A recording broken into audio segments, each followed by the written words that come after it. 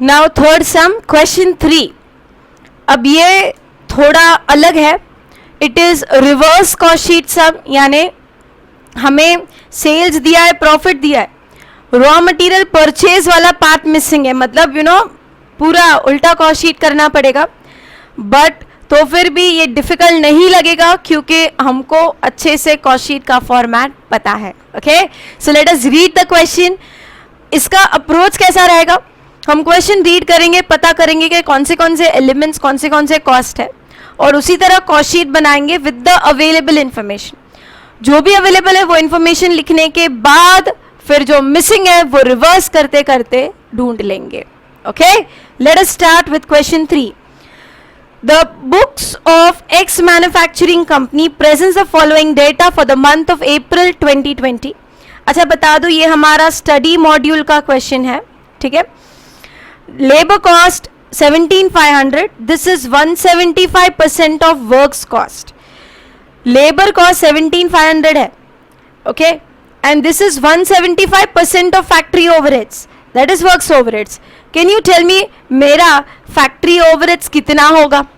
चलो ना एक छोटा सा वर्किंग नोट बना देते हैं इसके लिए.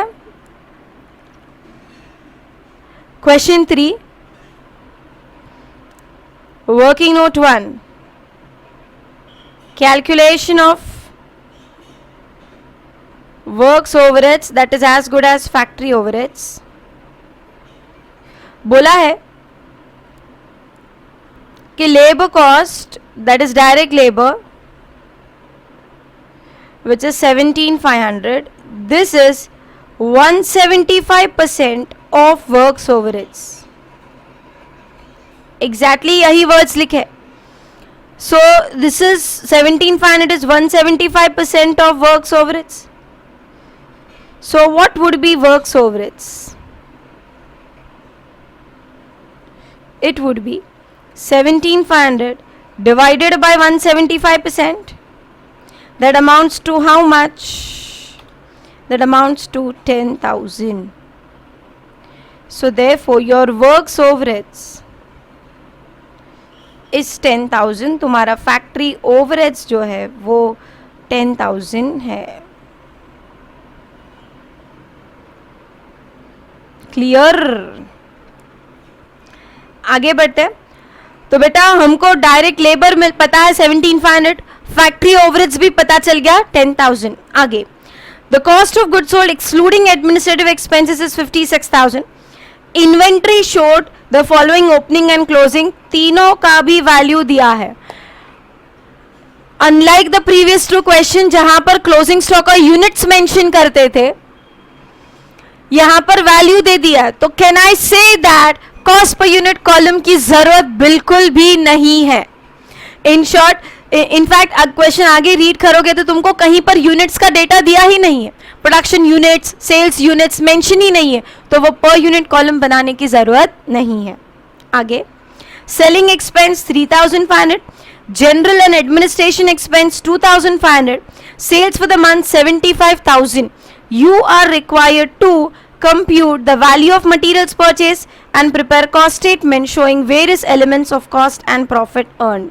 यानी मटीरियल कॉस्ट ढूंढो और पूरा कॉस्ट शीट बनाओ. हम ये दोनों एक ही स्टेटमेंट में कर देंगे. स्टडी मॉड्यूल में दो अलग अलग वर्किंग दिखाया है, हम एक ही स्टेटमेंट में कर देंगे क्योंकि that would be the simplest one. चलो हमने रीड कर लिया, हमको पता है कि कौन से एलिमेंट्स है. तो accordingly let us start with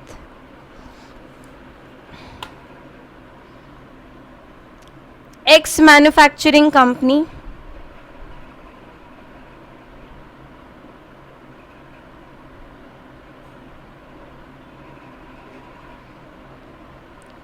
Cost sheet for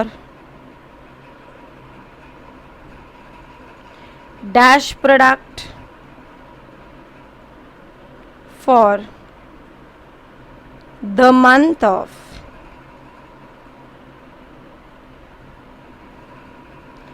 April 2020. Production unit, sales units लिखने की जरूरत नहीं है, दिया भी नहीं है.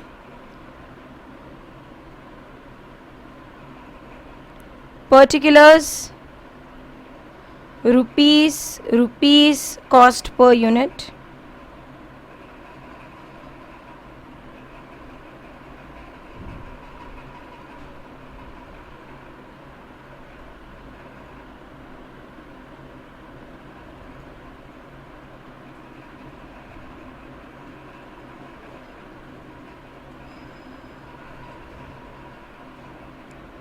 We start with A part, direct cost.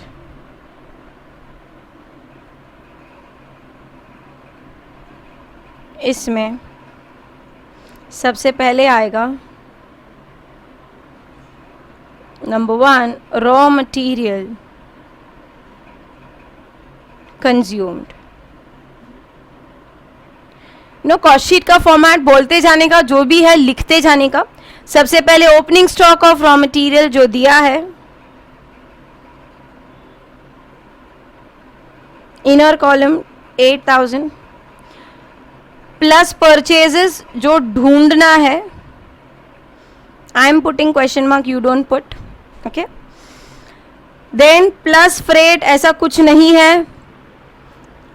Plus minus closing stock जो है लिख दो, minus closing stock of raw material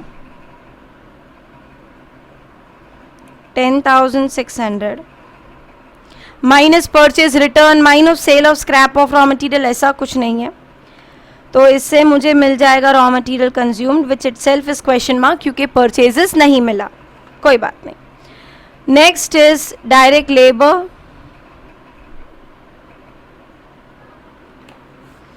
labour is 17,500. Cost per unit column नहीं बनाओगे तो भी चलेगा. डायरेक्ट एक्सपेंस जैसा कुछ है नहीं, सो इसका टोटल हो जाएगा हमारा prime cost.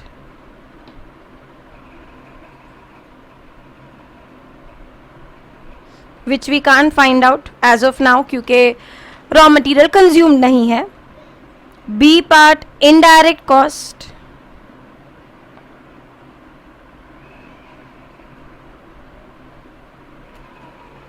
Your indirect cost will begin with your factory overheads that you have calculated in working note 1. Factory overheads, give reference to working note 1, amount 10,000. You get your gross factory cost,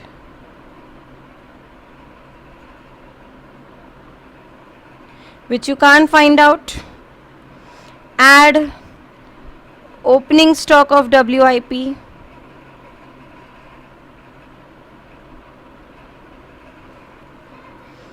$10,500 less closing stock of WIP 14,500. You will get your net factory cost.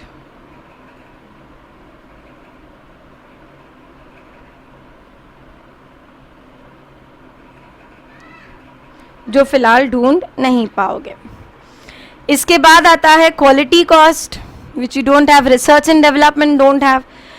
Then general office and administration overheads related to production जो नहीं है, आगे दिया है पर वो लिखा है कि वो जनरल है. जनरल एंड एडमिनिस्ट्रेशन एक्सपेंस वो जनरल है, तो रिलेटेड टू प्रोडक्शन भी नहीं है.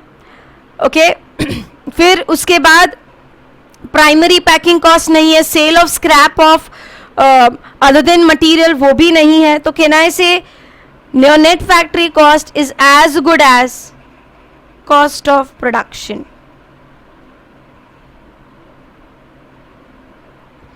In this we will adjust your finished goods stock, add opening stock of finished goods, amount is 17,600 less closing stock of finished goods which is 19,000. You get your cost of goods sold,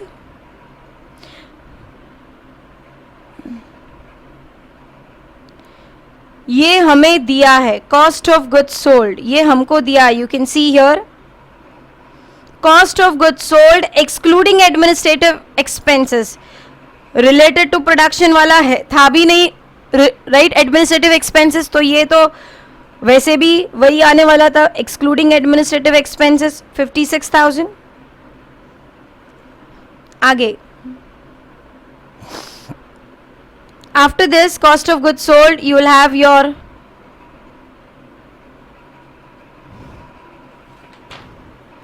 general and administration expenses, cost number 4.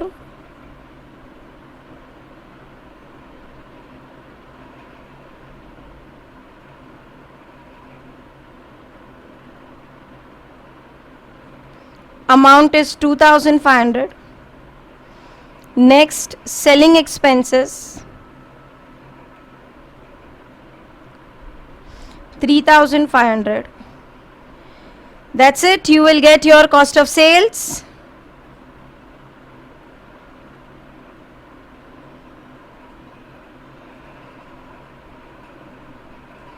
Add profit.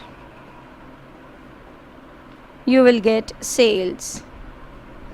Sales already दिया है, which is 75,000. ठीक है, तो इतना information हमको पता था, जो भी क्वेश्चन में दिया था देखो हमने सब कुछ मेंशन कर दिया है. Now it's a time to find out the missing figures and find out the material cost. ठीक है, कैसे करें? सबसे पहले तो ये एंड पार्ट खत्म कर लो, इसमें हमको कोई रिवर्स वर्किंग नहीं करना है, सीधा सीधा जाएंगे. कॉस्ट ऑफ गुड्स सोल्ड पता है, जनरल एंड एडमिनिस्ट्रेटिव एक्सपेंसेस पता है, सेलिंग एक्सपेंसेस पता है, तो कॉस्ट ऑफ सेल्स ढूंढ लो. We go like this.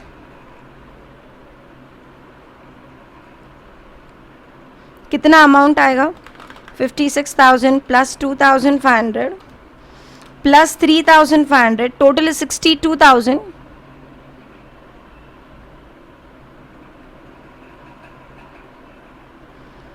And 75,000 का डिफरेंस देख लो, 13,000 इज योर प्रॉफिट, राइट. तो कॉस्ट ऑफ सेल्स और प्रॉफिट मिल गया. अब थोड़ा रिवर्स जाना होगा. Go reverse and find out the cost of production, that is your net factory cost. जो ऐड है वो माइनस करेंगे, जो माइनस है वो ऐड करेंगे. So it will be 56,000 plus 19,000 minus 17,600. You get your cost of production as 57,400, right. 57,400 मिलेगा. फिर थोड़ा और ऊपर जाओ,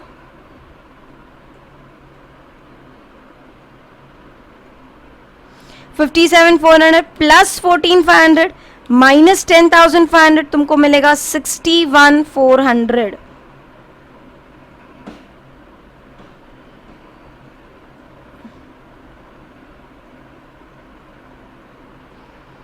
Then we go up same way, minus 10,000, you get 51,400 as your prime cost.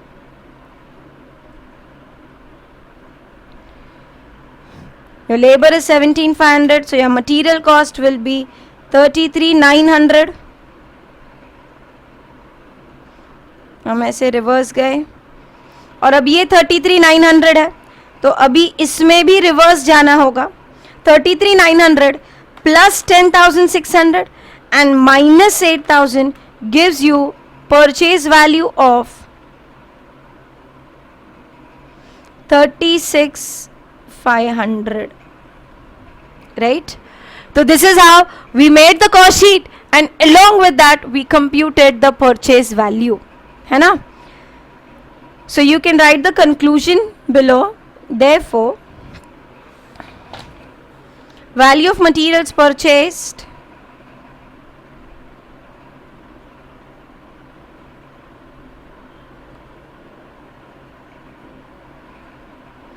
is equal to 36,500.